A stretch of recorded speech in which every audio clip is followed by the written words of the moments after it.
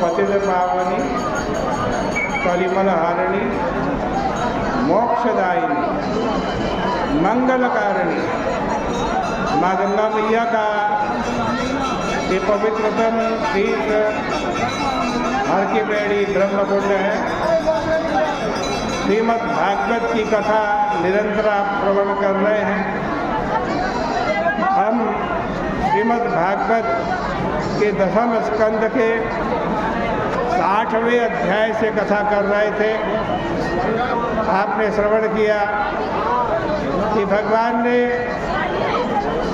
अपने गृहस्थ जीवन में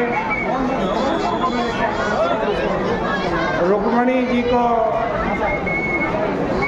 एक दिन बुलाना देते हुए कहा कि देवी तुम तो बड़ी सुंदरी हो, बड़े उच्च कुल में तुम उत्पन्न हुई हो, शिशुपाल जैसे राजा तुम्हें चाहते हैं, तुम्हारी और मेरी बराबरी नहीं है, इसलिए तुम चाहो तो अब भी किसी योग्य श्रेष्ठ पुरुष से विवाह कर सकती हो। ये पूरी कथा कल आपने सुनी और इन सब बातों को सुनकर रुक्मिणी जी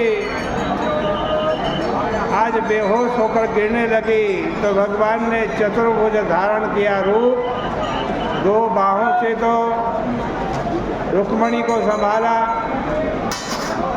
एक हाथ से उनके आंखों के आंसू पोंछे,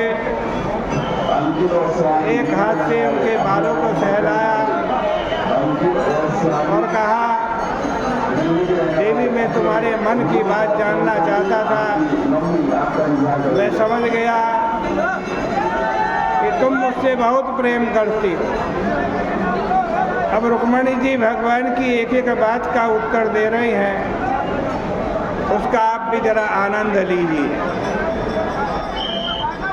रुक्मिणी जी कह रही हैं कि हे प्रभु वस्वे महिम्नभिरत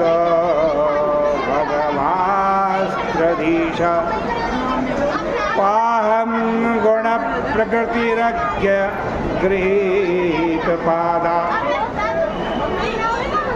रुक्मिणी जी कह रही हैं प्रभु कहाँ आप अपनी महिमा में रत त्रिगुणमयी माया के नचाने वाले भगवान और कहाँ में गुणमयी प्रकृति वाली अज्ञानी जीव, मेरे पांव तो कामनाओं के पीछे चलने वाले अज्ञानी लोग ही पकड़ते हैं। आपका यह कहना कि आप डर के मारे समुद्र के अंदर रह रहे हैं,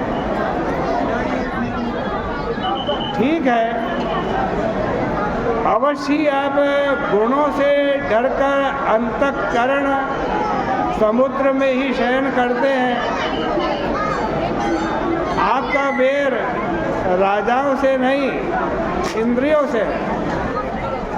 बड़े बड़े ऋषि लोग आपके चरण कमल की सेवा करते हैं। आपका मार्ग लोगों के लिए स्पष्ट नहीं है। आप निष्किंचन इसलिए हैं कि आपके सिवाय दूसरा कोई है ही नहीं। देखो, निष्किंचन उसे कहते हैं जिसके पास कुछ ना हो। निष्किंचन भी एक प्रकार का वाक्य ही है, शब्द नहीं है। एक ने किसी के पास पोटली देखी तो पूछा इस पोटली में क्या है, इसमें कुछ है क्या? अपिकिंचन।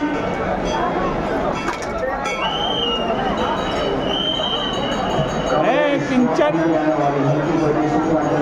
तो बोला कि नहीं नहीं, यह किंचन भाव से निष्क्रांत हो गए।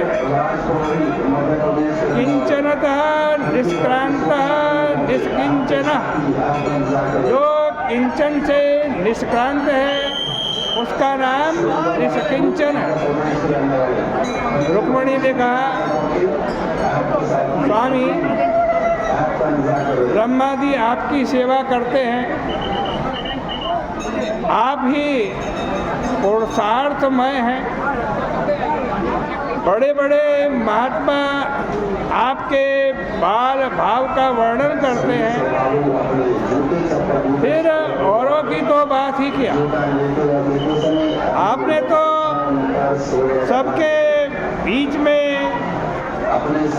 सबको हराकर मेरा हरण किया है। आप यह कहते हैं कि जो आपका भजन करते हैं वे दुख पाते हैं, परंतु प्रभु भारत गाय आदि जो अपना सारा सुख ऐश्वर्य छोड़कर आपका भजन करने के लिए वन में चले गए, आप कहते हैं कि मैं अपने समान क्षत्रिय का वर्ण कर लूं। लेकिन जिसने आपके चरणारविंद मकरंद का भजन नहीं किया है वही दूसरे का वर्ण कर सकता है। देखो, शास्त्रों में कहीं कहीं स्त्रियों के शरीर की निंदा आती है तो लोग कहते हैं कि स्त्री शरीर की कितनी निंदा है शास्त्रों में। लेकिन यहाँ रुक्मिणी जी ने स्पष्ट रूप से पुरुषों के शरीर की निंदा की है। क्या कह रही रुक्मिणी जी? वस्त्रो रोम नख केश पिनत्त मंतर मासास्थित रक्त कृमिविट कपपित्तवादम जीवच्छवं भजति कांतमतिर्विमूढ़ा याते पादाब्ज मकरांद मजिग्रती स्त्री। जिस स्त्री ने आपके चरणारविंद मकरंद को कभी सूंघा नहीं है, वही किसी चलते फिरते मुर्दे को अपना प्यार समझकर उसमें सुख मान सकती है। यह चलता फिरता मुर्दा कैसा है? इसमें है क्या?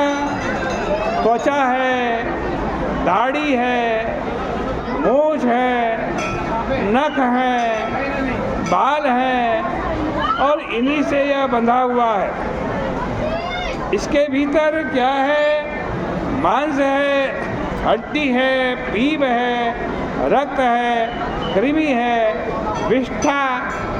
पुरुष का ऐसा शरीर है।